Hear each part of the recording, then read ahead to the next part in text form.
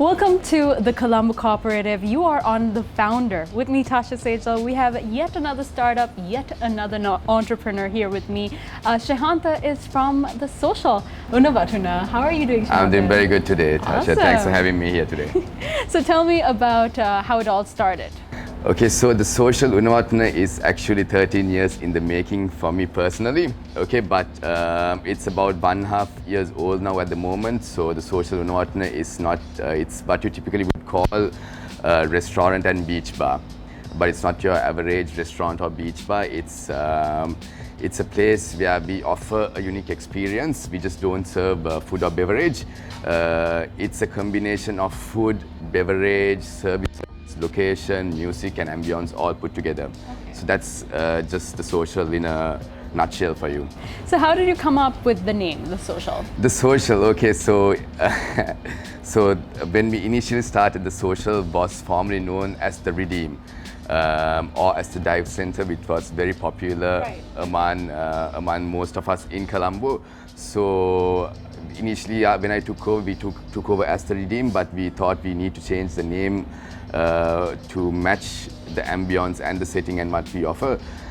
So it was a lot of names put together, and then I think it's mainly because people come there to socialize and to meet new people, to feel at home. I think that's the main reason why we came up with the social. Okay. Yeah. So what does the social, what does social actually provide for customers on Unawatuna? And at the same time, what is your vibe? What is unique to the other restaurants and bars around? Exactly. So like I said, it's not just the food or beverage that we focus on. One of our main focuses, more than that, would be the service. It's also the music, like I said, and the ambience, the location of the place. And we do not serve your typical food. We would add prawns to a burger. We would add mango chutney to your chicken wings. My mouth is watering. And we would, add curry leaves to your French fries. So it's a very different type of setup in terms of food, and also in terms of a great team. I think that's one of our main focuses also, is building a great team, and I think that's what we have so far. So what is the most challenging thing bringing up this restaurant?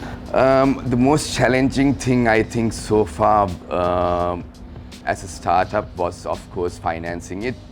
Initially financing it, we started off with a very small budget. Basically me and my business partner, who's working over there, so who's working hard at the moment. All right, so he's Shehantha, he's also from Unawatuna itself. So basically both of us got together. We started off with a very small budget for the restaurant. So the first year we had to invest all our profits back in the restaurant.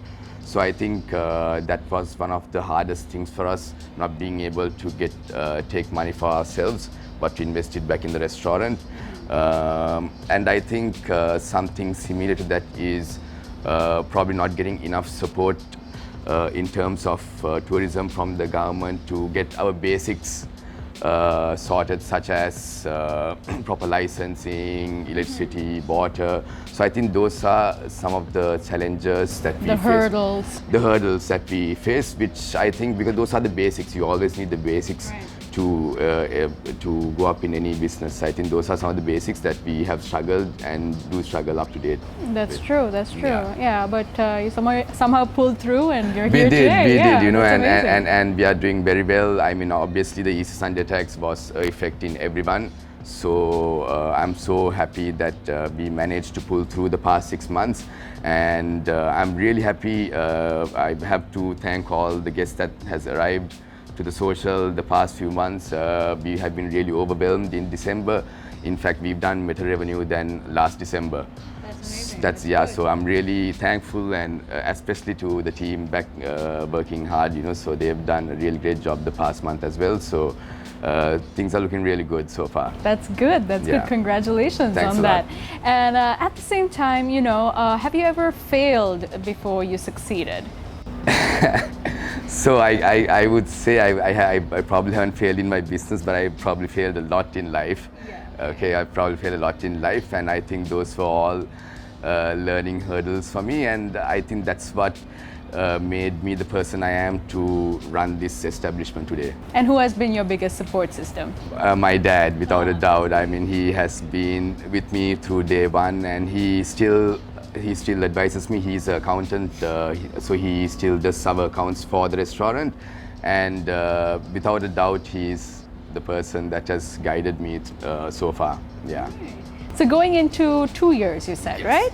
right? Was there anything that could have, changed the way you thought social was going to come out? Like, was there an initial idea that you thought it was going to be something and then it turned out to be something else? Yeah, absolutely.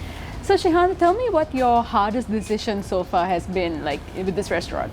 In the restaurant, I guess running a restaurant in our capacity, because we serve about 150 to 200 guests on a daily basis. So we run through a lot of hard decisions on a daily basis.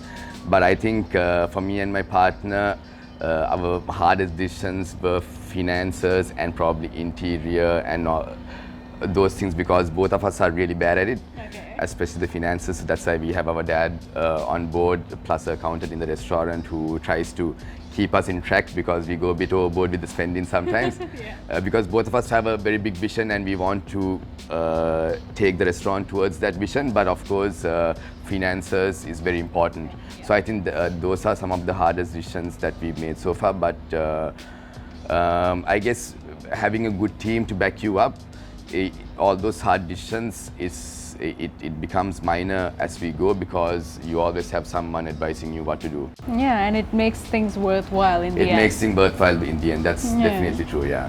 So I bet you meet so many people, is that right? Yes, Shehantha? absolutely. And you've experienced a whole lot of things as well. Is Yeah. there any memorable moments you'd like to share with us? Nothing too crazy, I hope. No, I think I think there's a lot of memorable moments. Some I could share, some I couldn't. Obviously. Like, has but- anyone proposed in the restaurant, like stuff like that? Actually, no. We haven't had a proposal in the restaurant, but there has been a lot of intimate moments as well, a lot of weird moments, a lot of crazy moments. So it's a very homely place. It's a very homely place. Like I said, we want everyone to come and feel at home in the restaurant. That's our main goal. Not just our guests, but also our team as well. We want to make sure that we create a very a good work environment. Not an easy one, don't get me wrong. Working at the social is super difficult. It's not for everyone, but by the end of the day, you will always be happy with what you do. But in terms of something surprising and crazy, I mean, there's been a lot of things, because especially we have our parties and stuff sometimes. Right. So it's mainly during those that we occurred. The crazy comes out in everyone. I guess us and the guest also. What is a marketing strategy that you rely on to this day? So the first year we purely focused on TripAdvisor, because 90% of our clientele are foreigners. Okay, we do have a lot of Sri Lankans coming in from Colombo to the restaurant, but that's only in the weekends. Okay. So 5 days of the week we have to depend on the foreigners. So basically our first year was mainly on TripAdvisor, because we knew that most of the foreigners that travel, they are not going to be following our Instagram or Facebook accounts. So the first year we just focused on TripAdvisor, made sure we got our rankings up high. And then the second year onwards, when the restaurant was in a much better condition, because we invested a lot in the restaurant, we bought new things for the restaurant, we got a new chef, we did our menu up, and then we knew, okay, now we are ready for everyone from Colombo to come and enjoy. Yes. And that's when we started our marketing with Instagram, Facebook. So I have a really good friend of mine, Christine, shout out, and Samindri, who are in Colombo, who help us out with the marketing and designing. Okay, that's good. That's good. So Instagram, what are your handles? What are all your social media handles? Let us know. So Instagram and Facebook, it's called @thesocialuna. Yes. Okay. So please do follow us. Yeah. And of course visit us. Yeah, for sure. And now that you're your own boss, is there ever, a person that you would work for, or another brand that you would work for now? The thing is, I don't think I would ever have a problem with working for someone else. Of course, working for yourself is so good at the moment. I have my own time, but don't get me wrong. The past few weeks we've been so busy. I haven't had a day off. I have been having 16 to 18-hour work days. But I don't think I would have a problem or anything working with another boss or for another brand in the future. Maybe if I need to expand or I don't, because I've always worked for someone else, and I don't think going back to it would affect me. Maybe possibly like collaborations. Collaborations, Yeah. Exactly. Okay, so another thing I want to ask you, Shehantha, everybody has dreams, right? And everybody looks up to someone. Yeah. Since the show is called The Founder, is there a founder that you admire and would like to have dinner with? One of the founders that I would like to have a dinner with, my business partner, because he has been a true inspiration for me. He has started from the bottom 10 years ago. He did not have a proper place to stay. But today he is the owner of a few villas, and he is my business partner in the social. So he's contributing a lot to the hospitality in the South. And I think he's a true inspiration. If you look at him, you would think to yourself that there is no excuse. There is always difficulties in times, but there is always room for success. And I think he's a founder who I would really like to have dinner, and especially we've been so busy the past 3 or 4 weeks. So you haven't actually had the time? No, we haven't had the time, so we really need that dinner break. Okay, shout out going out to Shehantha. Make this man's wish come true. All right, so it's been an amazing time with you, and of course I would love to come and drop by. Any new things happening for the year 2020? We've got some really good events lined up. So like I said, music is also a big part of the social. So we have some really amazing artists. I would like to mention the Link, the 138 band, and of course our resident DJ Kevin Fernando. We've got entertainment. We've got our Thursday band nights. Then we've got our Sunday Soulful Sundays, which Kevin Fernando is playing some really good music. So it's definitely a place to drop by. We would just be logged into our Facebook and Instagram. We have events coming very often, so you'll be updated via Instagram or Facebook. That's good. That's good to have events and have themes for your events too. Exactly. Yeah. Okay. So in the year 2020 or even now, like people are still trying to make their own thing happen, and they have a dream of maybe pursuing their own restaurant or something like that. But something might be stopping them. You never know. But what is a piece of advice that you can give them to start up their own thing?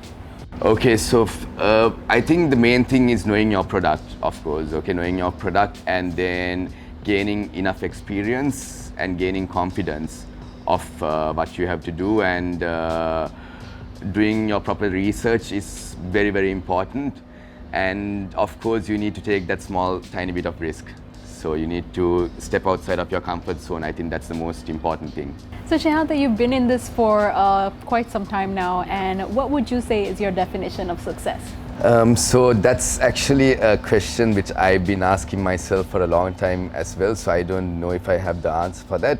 But I think personal goals are to open up a few more places, a few more branches, maybe not restaurants, maybe accommodation, because restaurants, a lot of work, it's a very hands-on job to do, so I don't know if I really want to open 3 or 4 more of them, but accommodation is my stronghold, and I think after I open up a few more places, if I can have an early retirement, I think that would be my... That's smart, that's very smart. Yeah. And what really gets you up in the morning? Definitely the work. I'm not a very morning person, but I do wake up in the morning for work, but I have a late morning compared to everyone else, so I probably wake up at around 9 or 10. Oh, okay. I have probably, like me. Yeah, I like to sleep in a bit because obviously I finish work much later. I mean, I finish work at around 12 or 1 in the morning. We close up the restaurant and then we go back home. So I just want to make sure that I always get my 6 hours of sleep at least, so that I can face the day, So that's, it's mainly the work that wakes me up for sure. Now I have to ask you, like you're so good at what you do right now, was this always something that you wanted to do? Absolutely, yeah. So it's always been a passion. I've basically started doing hospitality because I failed my O-level exams, so I had no choice. It was my dad's idea once again to start the hospitality industry. But when I started it, the first day of industrial training, I had to work like 18 hours in a hotel. But I enjoyed it. I loved it, and that's the point I knew, okay, this is what I want to pursue. This is what I want to do. So ever since then, I've been studying and learning and working in hotels for a long time. So I had to take that step outside of my comfort zone and just go outside and open up the restaurant. Yeah. Okay. So if it wasn't for the social, would there have been like any other thing that you would have pursued your career in? I think dancing. Dancing? Oh, you can dance? I can't dance. Okay. You have to show us, all of us here, some moves. But I love to dance. I think that's something I still want to pursue at some point. So that's why I want to have a early retirement so I can travel abroad and learn dancing. Wow, that's amazing. And you can basically practice at the social because it's full of good vibes and good exactly. music. It's full of good vibes, guys. Make sure you come. Okay, so this question is for our venue sponsor, the Colombo Cooperative, always providing creative workspaces and modern workspaces for companies of all sizes. And they would like to know what your number one, basically what community means to you rather, and how would you build it? It's actually a really good question because community means a lot to us at the social. At the social, like I said, we are about making everyone feel at home. It's not just the guests, but the community and the team that works with us. So it's those simple things, getting the fish from the fisherman, making sure that our guest goes to the store behind where the lady sells clothes. It's all of this, making that community so that everyone can benefit out of one thing. And help each other out. That's the main thing, because we are always promoting other restaurants in the areas as well.